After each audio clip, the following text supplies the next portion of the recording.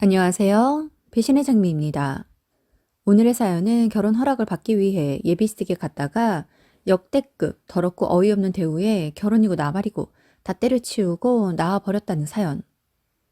지금 시작합니다. 저는 얼마 전 남자친구와 파혼을 하고 결혼이라는 것에 대해 다시 생각하게 되었습니다. 결혼이라는 것은 일륜지 대사이기에 정말 신중해야 한다고 생각해요. 오래 만나왔더라 하더라도 아닌 건 아니니까요. 저보다 먼저 인생을 살아오시고 결혼을 한 분들에게 조언을 구하고 싶습니다. 저는 남자친구와 7년을 사귀고 결혼을 약속했습니다. 제 나이 35살, 남자친구의 나이는 36살입니다. 요즘 결혼을 늦게들 하는 추세이기는 하지만 저는 33살에는 결혼을 하고 싶었었습니다. 하지만 남자친구와 오래 만나오면서 결혼이 늦어진 데에는 남자친구가 계속해서 조금만 더 있다가 결혼을 하자고 하더라고요.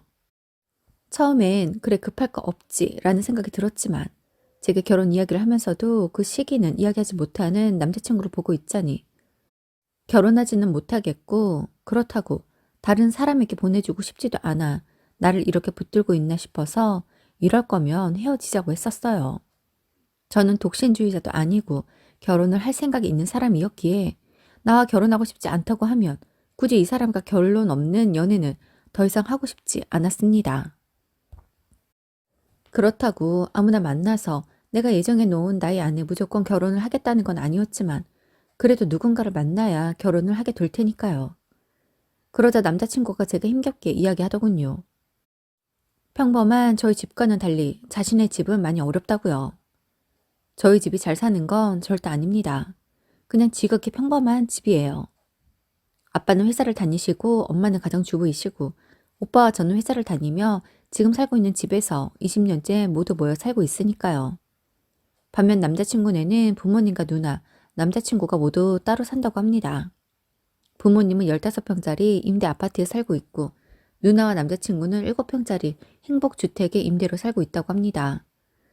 지금까지 남자친구가 부모님 집에서 살고 있다고 했고 동네는 신도시에 있는 아파트이기에 전 그냥 저희 집이랑 비슷한 줄 알았습니다.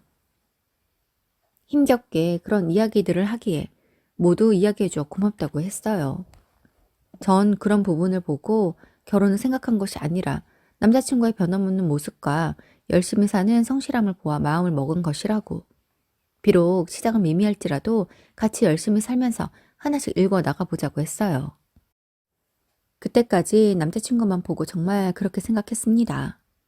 돈은 있다가도 없을 수 있고 없다가도 있을 수 있으니까요. 남자친구가 저희 집에 인사를 왔고 저희 부모님은 사람은 괜찮은 것 같은데 너무 없는 집이면 제가 고생할 것 같다며 꼭 그 사람이어야겠냐고 걱정을 하시더라고요. 그래서 난 이 사람이어야 한다고 둘이 모아놓은 돈을 합치면 그래도 전세에서 시작할 수 있을 것 같다고 했어요. 부모님은 급하게 생각하지 말고 1년 정도 더 만나보면서 결혼식 날짜를 잡자고 하셨습니다. 코로나로 걱정이라 예식도 원활하지 않기도 하니 결혼식은 부모님 말씀대로 천천히 생각하기로 했습니다. 우리가 결혼을 할 것이라는 그런 기대감만으로도 행복했거든요. 그리고 제가 남자친구의 집에 인사를 갔을 때였습니다. 화려한 신도시에 위치한 남자친구 부모님의 댁. 도착해 올라가니 조금은 좁은 듯 보였습니다. 솔직히 그런 건 아무렇지 않았어요. 두 분이 어려우시면서도 남들에게 보여지는 것을 의식해 큰 집에 살면서 자식들에게 손 벌리는 것보다 훨씬 낫다고 생각했습니다. 그런데 남자친구의 집이 위치한 층에 도착해선 그만 깜짝 놀라고 말았습니다. 글쎄 문 앞에 항아리 2개가 나와 있고 쾌쾌한 냄새가 진동을 합니다. 나중에 알았지만 고추장과 된장에 담겨있는 항아리였다고 하더군요. 집에 들어가니 정돈된 듯 정돈되지 않은 모습들에 조금 당황했습니다. 아무래도 두 분이 정리정돈을 잘 못하시는 분들인 것 같았어요. 그것이야 그럴 수 있다고 생각했습니다. 그런데 강아지 2마리가 있는데 이 강아지들이 낯선 사람이 와서 난리더라고요. 그리고서 자세히 보니 집안 여기저기 개털이 날리고 있었고 강아지 쉬야 자국도 여기저기 보였습니다. 아무튼 그날은 함께 식사를 하자며 그 시간에 오라고 하셨던 거였고 곧이어서 상을 차려내시는데 양은 냄비에 된장찌개 그리고 약 4가지 정도의 밑반찬을 차려주시더군요. 무엇을 먹든 그 집안의 생활 모습을 볼 수 있는 것이니 제대로 된 요리가 없어도 그럴 수 있다 생각했습니다. 그런데 모두가 입에 빨던 숟가락을 넣어 찌개 냄비에서 찌개를 뜨고 반찬은 반찬통째에 꺼내어 두셨는데 이미 여러 번 먹었다 그대로 넣어 두셨던 걸 다시 꺼내신 듯 하더라고요. 게다가 밥도 전날 한 밥이었던 것 같았습니다. 남자친구가 엄마, 아이 밥은 새로 하지 그랬어요. 라고 하니 아이 어제 친구들이 놀러 온다고 해서 밥 많이 해뒀는데 한 명만 오고 다들 못 와서 밥이 많이 남았어. 아이 그럼 이걸 버리니? 라고 하십니다. 아끼는 것도 좋지만 이건 아닌 것 같았어요. 저는 거의 맨밥만 조금씩 먹다가 결국엔 밥을 남겼습니다. 어머님은 밥을 남긴 채게 아유 아깝게 밥을 남기고 그러니 우리 집에서는 없어서 못 먹는데 말이야. 제가 긴장을 해서 그런지 잘 안 넘어가서요. 아이 그래? 아이 긴장할 거 없어. 라고 하십니다. 15평 집이지만 두 분이 사시기엔 불편함은 없어 보였습니다. 그런데 어딘가 자꾸 쾌쾌한 냄새가 나더라고요. 강아지 2마리로 인해 나는 냄새였어요. 너무 역해서 정말 그곳에서의 시간들이 너무 힘들었습니다. 게다가 개들은 연신 지저대었어요. 소파에서 뛰어다니고 집 여기저기에는 개들이 발톱으로 긁어댄 자국들로 벽지도 몰등도 엉망이었습니다. 집에서 사는 냄새들도 강아지들이 짖는 소리에도 정신이 없어 빨리 나오고 싶었습니다. 그래서 남자친구에게 컨디션이 안 좋다고 적당한 때 일어날 수 있게 해달라고 했어요.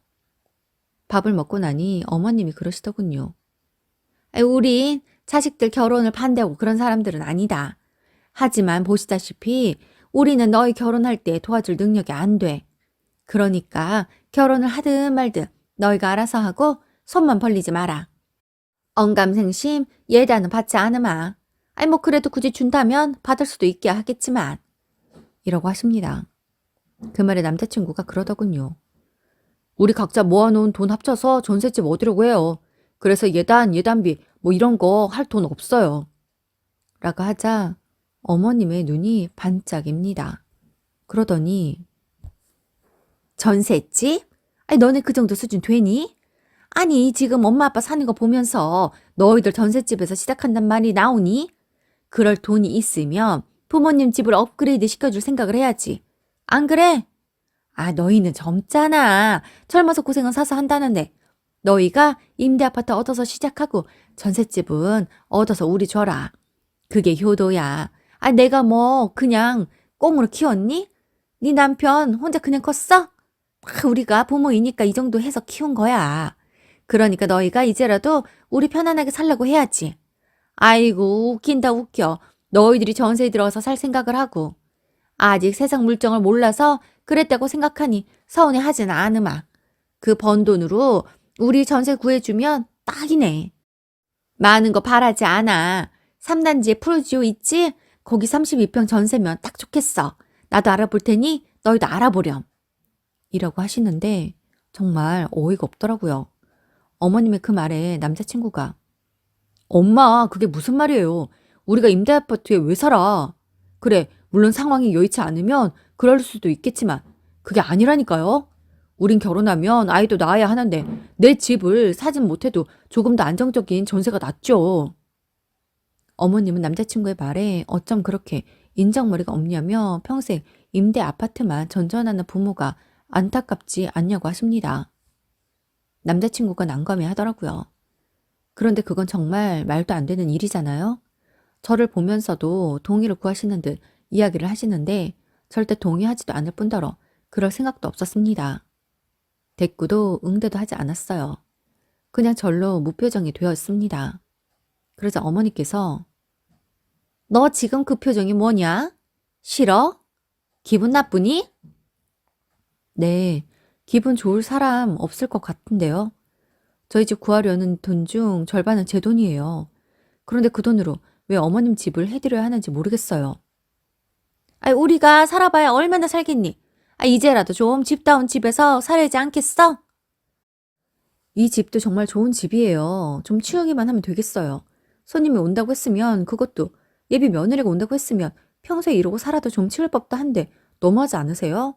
개털도 날리고 밥도 먹던 거 내주시고 그것만 해도 실망스러운데 저희 신혼집 구할 돈으로 집을 해달라고요? 자기야, 자기 부모님 원래 이런 분들이신 거야? 아니면 며느리 본다고 흥분하셔서 오버하시는 거야? 나 진짜 오늘 이 집에서 나갈 때까지 평정심 잃고 싶지 않았거든. 그런데 그게 정말 어렵네. 아무래도 나 결혼 못하겠다. 왜 자기 부모님 사는 거 어려워서 결혼을 당장 하지 못하겠다며 여태 미뤄왔는지 알겠네. 그런데 혹시 지금 이 정도가 많이 나아진 거라고 하고 결혼하자고 한 거야? 물론 자식이 되어서 부모님 모른 척할 수는 없지. 연세 드시면 자식들이 부모님 살펴야지. 그런데 자기 부모님 아직 환갑도 안 되지 않았어? 50대에 이러시는 분들 처음 보네. 아무튼 멋모르고 막연히 결혼하고 싶었을 때 덥석 내 손 안 잡아줘서 고마워. 난 이만 가볼게. 부모님이랑 마저 얘기 나누어. 라고 하고 일어섰습니다. 제 말에 당황한 남자친구는 따로 이야기 좀 하자고 했고 어머님은 고작 그래봐야 둘이 합쳐 1억 정도 되는 돈으로 유세 떤다며 큰 소리를 치더군요. 제 시어머니 되실 분도 아니고 그래봐야 납인데 제가 더 말을 섞어봐야 뭐 할까요? 그래서 그냥 나와버렸습니다. 개냄새 진동하는 집에서 나오니 복도에서 장 냄새가 맞이해 주네요. 아, 머리가 아픕니다. 그렇게 그 집을 나와 집으로 가려는데 남자친구가 뒤따라 나오며 어머니 말씀대로 하지 않을 거라고 당연히 우리의 집을 구해야 하지 않겠냐며 절 안심시키는데 그건 제가 안심하고 말고의 문제가 아니었어요. 처음 본 날 제게 저런 말들을 하는데 제가 결혼이라도 해 며느리가 되면 어떻게 될까요? 아마 그날의 100배, 1000배로 대하지 않을까요? 그래서 전 결혼하지 못하겠다고 했습니다. 우리 둘만 보고 우리 둘이서만 살면 되는 결혼이라면 모를까. 결국엔 양가가 함께하는 결혼이 되는 것이고 부모를 모른 척 할 수 없는 것이기에 전 이 결혼을 할 수 없다고 했습니다. 그러자 혹시 임대 아파트에 살아서 그러냐고 묻습니다. 집이 어려운 건 괜찮아요. 어렵게 살고 싶어 사는 사람은 없는 거잖아요. 사업이 어려워진 사람들도 있을 수 있고 평생 벌어도 다른 데로 많이 나가 돈이 모이지 않는 사람도 있겠지요. 임대 아파트가 뭐 어때요? 그것도 사람 사는 곳인데 말이에요. 이건 어디에 사느냐의 문제가 아니라 부모님의 마인드 문제라고 했습니다. 요즘 세상에 공영복도에 항아리 꺼내어 놓고 냄새 풍기는 사람이 어디 있냐고 했습니다.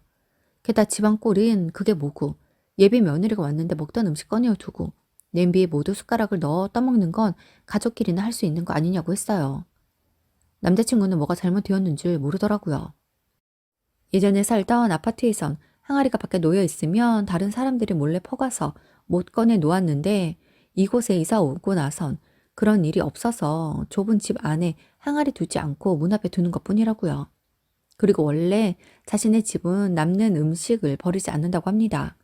설거지를 많이 하면 물세가 많이 나오니 반찬도 원래 그냥 반찬 통째에 두고 먹고 국이나 찌개는 덜어 먹지 않는다고 해요. 그래서 그걸 며느리가 인사 오는 날까지 그래야 했냐고 했어요. 아니 이제 그 말은 그만하자고 했습니다. 더 말해봐야 뭐해요? 제가 결혼할 마음이 없는데 말입니다. 남자친구는 그런 절 이해하지 못하더군요. 지금 제가 격양되어 있는 것 같으니 집에 돌아가서 좀 진정해 보라고 합니다. 그러면서 너희 부모님께 여쭤봐. 네가 예민하다고 하실 거야. 부모님 세대엔 다 그렇게 아끼며 살아오셨어. 라고 합니다.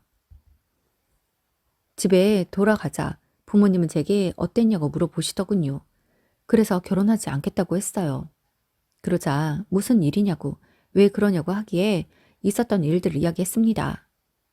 그러자 두 분은 제게 잘 결정했다고 돈이야 없다가도 있는 건데 그게 문제가 아니라 그 집 사람들의 생활 습관과 사고 방식이 문제인 것 같다고요.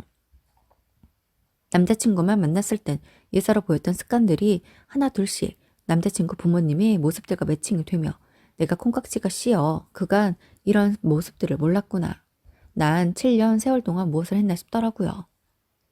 이번 일을 겪으며 결혼이라는 것이 정말 어려운 거구나. 그리고 정말 신중해야 하는 거구나라는 것을 느꼈습니다. 결혼하고 싶습니다. 저도 사랑하는 사람 만나 사랑받으며 살고 싶거든요. 하지만 그렇다고 해서 조바심을 내지는 않으려고 합니다. 때가 되면 저도 언젠간 좋은 사람 만나겠지요. 그게 언제일지 모르겠지만 이번 일을 계기로 사람 보는 눈도 더 넓히고 제가 조금 더 사랑받고 존중받을 수 있도록 스스로 많이 노력하려고 합니다. 오늘도 함께 해주셔서 감사합니다. 지금까지 배신의 장미였습니다.